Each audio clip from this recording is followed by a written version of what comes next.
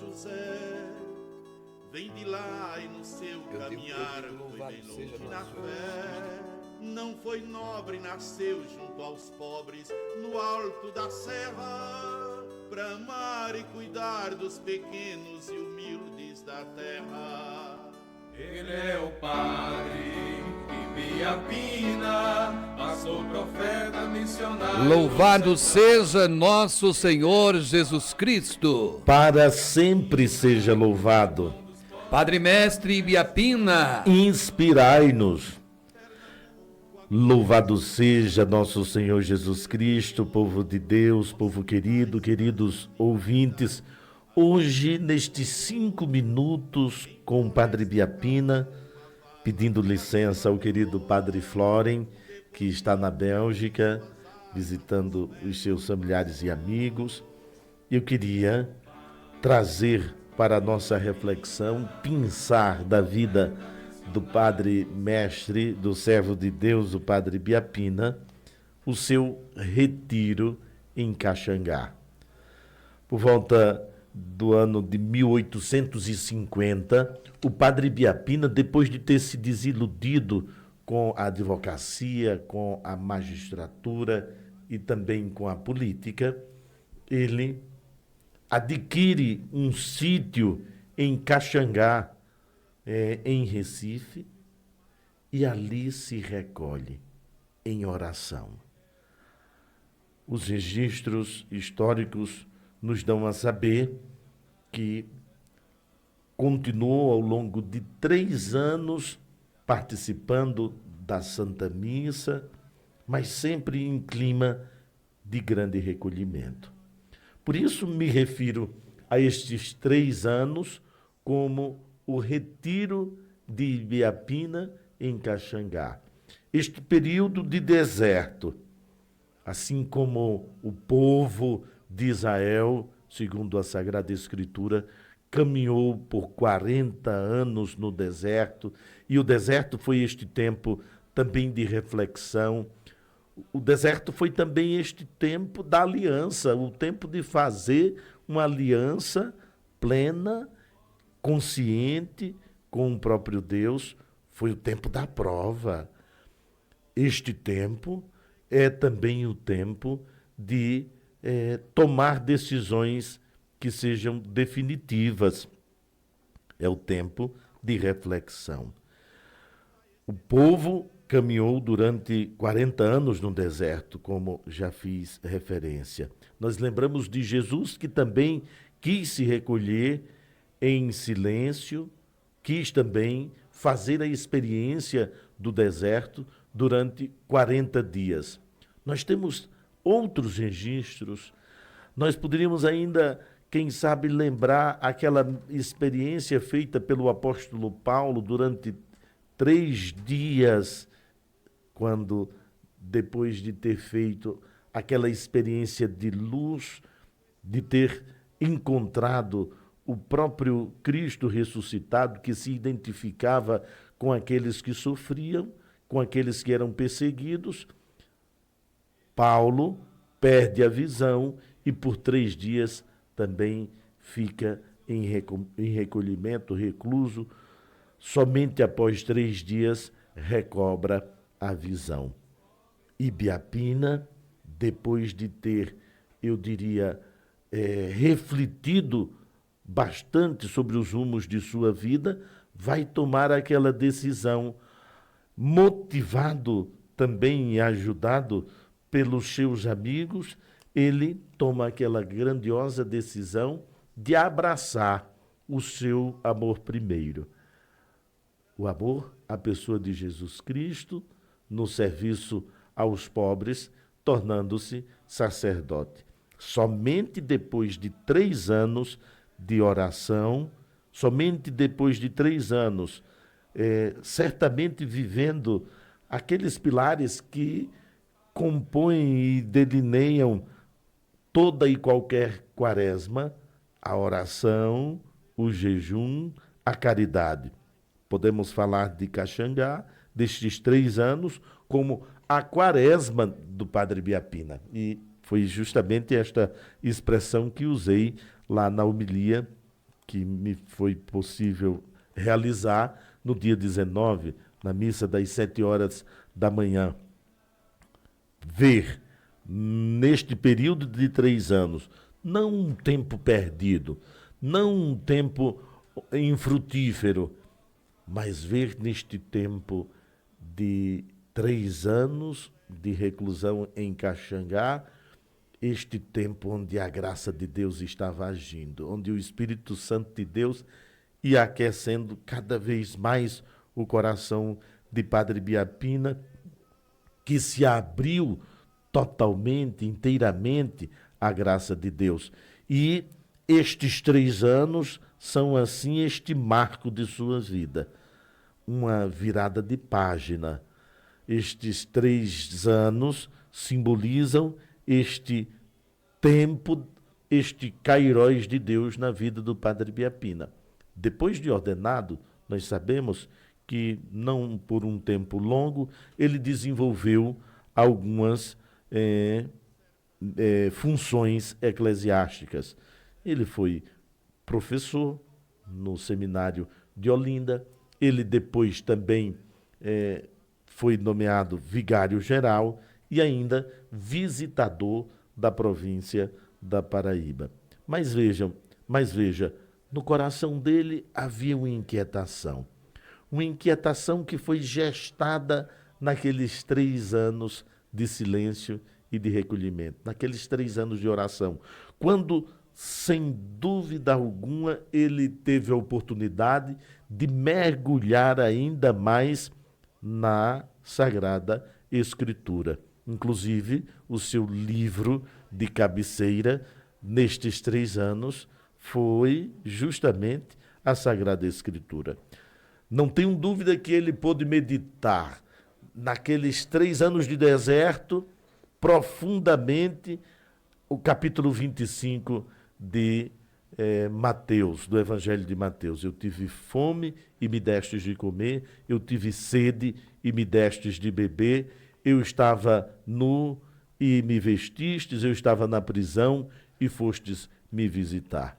Vinde a mim, benditos de meu Pai. Sim, o juízo que acontecerá e que será realizado pelo justo juiz, que é Jesus Cristo, e o critério, a caridade.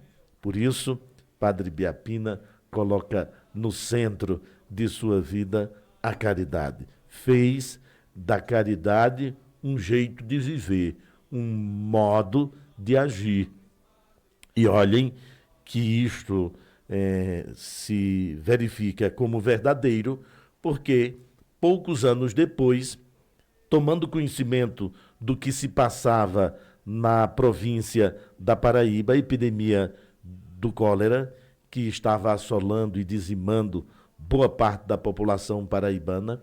Basta lembrar que a Paraíba tinha até então aproximadamente 300 mil habitantes, dos quais 10% da população havia sido dizimada, havia falecido por conta do mal do cólera. E veja, Padre Biapina, quando toma conhecimento disto, vivendo no centro de Recife, abandona tudo mais uma vez.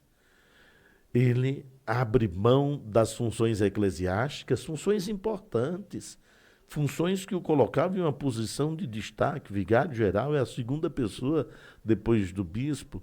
E ele abre mão deste lugar de destaque para embrenhar-se no sertão paraibano, no sentido de socorrer os que aqui sofriam. Chegando em Soledade, constrói ali, ainda assim com dificuldade, porque a população estava tão abatida por conta deste mal do cólera, mas ele consegue motivar o povo a edificar um cemitério, e dando àquele cemitério o nome que hoje é o nome da cidade de Soledade, não é? Chegando aqui no Brejo de Areia, depara-se com uma situação também bem delicada. Mais de 2.300 pessoas haviam morrido. Imaginemos uma pequena cidade, um pequeno povoado que perde 2.300 pessoas. As notícias eram também de que em Pilar, ali em Pilar, também na Paraíba, boa parte da população tinha perdido a sua vida. Esta cidade, inclusive, ficou sendo chamada de Cidade dos Mortos, necrópole. Mas gosto também de pensar se Padre Biapina foi um homem que percorreu longas distâncias. Eu gosto de pensar o silêncio que ele provava também a cada uma destas viagens. Cada uma destas viagens, ao deslocar-se de uma casa de caridade para outra, de um povoado para outro, o que é que ouvia o servo de Deus? Somente o cantar dos pássaros, não é? Que talvez o barulho do vento balançando as árvores, a copa das árvores. Ele esteve sempre de mãos dadas com o silêncio. Ou seja, a vida de Padre Biapina é cheia de deserto. A vida de Padre Biapina é cheia de ocasiões e de momentos que lhe possibilitaram ouvir Deus. Só é possível ouvir Deus no silêncio. A Sagrada Escritura nos mostra isto quando nos fala da experiência de fé feita por Moisés, feita também por outros profetas, Deus que se manifesta no silêncio, Deus que nos fala no recolhimento. É tanto que a Igreja nos propõe todos os anos que possamos viver a Quaresma, este tempo de conversão que agora nós também estamos vivendo, que é tempo do silêncio, que é tempo de aquietar-nos para ouvir a voz de Deus. Por isso a liturgia, o padre quando endossa a cor roxa, quando não cantamos o Glória durante as celebrações litúrgicas, quando é possível chegar na igreja durante este período e perceber que houve uma pisada no freio, como se diz. Todas as igrejas, todas as paróquias se esforçam para demonstrar nas suas celebrações que é um tempo de recolhimento, que é um tempo de parar para ouvir Deus. É claro que não é somente durante estes 40 dias, mas isso se intensifica e deve ser intensificado nestes 40 dias. Queremos pedir a inspiração do Padre Mestre Biapina para não termos medo do silêncio. Aí agora falo com você, querido ouvinte. Você tem medo do silêncio? Tenho proposto a cada missa, sobretudo naquelas que não são transmitidas pela rádio, tenho sugerido que ofertemos a Deus 1 minuto de nossa existência em silêncio. Após a comunhão, tenho sempre usado, inclusive, esta afirmação. Vamos ofertar a Deus 1 minuto de nossas vidas em silêncio. Quantos minutos você consegue passar em silêncio? Já fez esse exercício? Mas não falo somente do silêncio externo, o silêncio interior. Você consegue ficar ao menos 1 minuto, 60 segundos, sem pensar em nada? Você consegue aquietar o seu coração? Por que hoje nós provamos de tanta ansiedade? Ansiedade que destrói, que corrói. Veja que em Padre Biapina não havia um sinal sequer de ansiedade, porque ele consegue ficar ali no anonimato e no recolhimento de Caxangá, num sítio, um homem que teve e desempenhou funções tão importantes, juiz de direito, deputado-geral, também advogado, um homem que tinha uma posição de destaque na sociedade. Ele consegue ficar ali naquele sítiozinho 3 anos. Não sei se a gente conseguiria hoje, está quase que impossível a gente se recolher assim. É muito difícil. Quando a gente chega num lugar que não tem internet, a gente vê o quanto nós estamos inquietos interiormente. Então, o Padre Biapina tem para ensinar a nós, homens e mulheres do século XXI, tem para nos ensinar a importância do silêncio, o poder do silêncio em nossas vidas, o poder do recolhimento. Que Padre Biapina siga nos inspirando e nos ajudando a fazer também este caminho de silêncio, de reflexão, para ouvirmos a voz de Deus e assim, a seu exemplo, tomarmos a decisão acertada. Há também hoje muitas pessoas que sofrem para discernir o que é vontade de Deus em suas vidas. 3 anos, olha só, Padre Biapina que não toma uma decisão precipitada. 3 anos para tomar uma decisão. Tem gente tomando decisão sem pensar. Tem gente se separando, pedindo divórcio, sem uma reflexão, sem uma acurada reflexão. Existem decisões que não podem ser tomadas de modo precipitado, ou decisão alguma deve ser tomada de modo precipitado. Aprendemos com o Padre Biapina a depurar as situações difíceis, as situações alegres, para aí sim, acalmando o nosso interior, tomarmos a decisão que eu diria, louvável, que é para a honra e glória de Deus. Padre Mestre Biapina, inspirai-nos. Obrigado, Padre Demétrio. Falei muito? Muito bem, e muito bonito.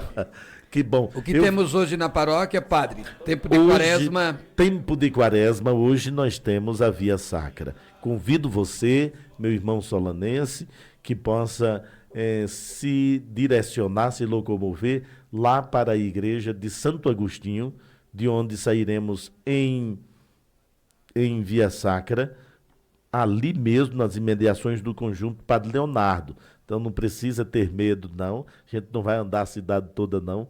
Vão ser as ruas ali das imediações do conjunto Padre Leonardo, comunidade Santo Agostinho. Então, Marta zoando aqui com o senhor, viu? Diz que até sua voz hoje está parecida com a voz do Padre Zé Flores. Ah, tá muito difícil. E tomara é uma varaúna, né? Sem dúvida. Aí mandar aquele abraço para o Padre José Floren, né? Agradecer a ele pela confiança, ele que me incumbiu de representá-lo aqui ao longo de 2 sextas-feiras.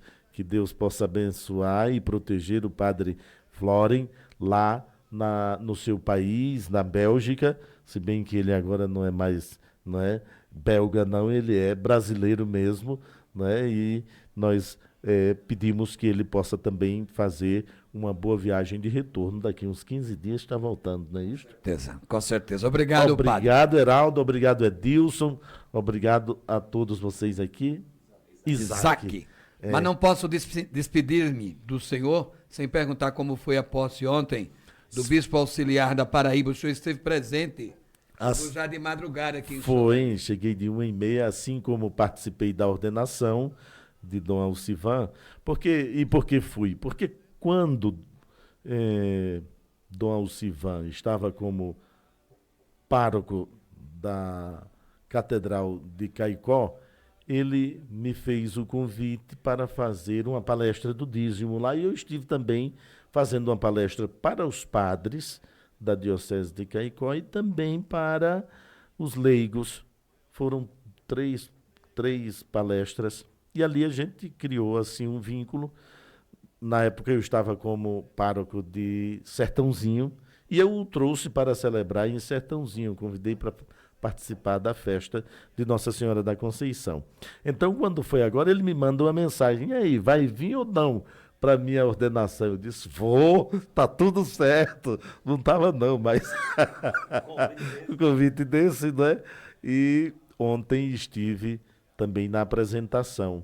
Foi uma cerimônia muito bonita, e as palavras que você já destacou, já sublinhou da fala final de Dom Alcivan, dão para nós uma noção daquilo que é a sua missão em João Pessoa, na Arquidiocese da Paraíba. Ser, de fato, um auxílio para o arcebispo Dom Delso. Ele não é um interventor, não é uma pessoa que vai tomar o lugar exato, do arcebispo. Não veio por conta do caso do Padre Zé, porque a imprensa exato. E foi às vezes deturpa tudo, né? Isto, e Dom Delso deixou bem claro que foi um pedido dele ao núncio e que o núncio prontamente atendeu. Então é um pedido feito pelo próprio arcebispo, que sente necessidade de um apoio. De fato, a arquidiocese tem ali uma população grande, uma área relativamente grande, para que ele possa dar assistência em tempo integral. O Vale do Mamanguape e o Agreste estarão de modo mais assim acentuado sob a responsabilidade do padre, padre que nada, de Dom Alcivan, que foi também nomeado vigário-geral. A arquidiocese passa a ter 2 vigários gerais, um padre e o Padre Luiz Antônio e Dom Alcivan. Dom Alcivan. Porque quem conhece a arquidiocese, se considerar o Zonal Agreste e o Vale do Mamanguape, dá uma diocese. Dá uma diocese. Obrigado, padre. Eu é que agradeço, Geraldo. Fiquem com Deus. Quando o senhor for ordenado bispo, convide a gente também para esse momento. É mais fácil eu do que mamãe, mas...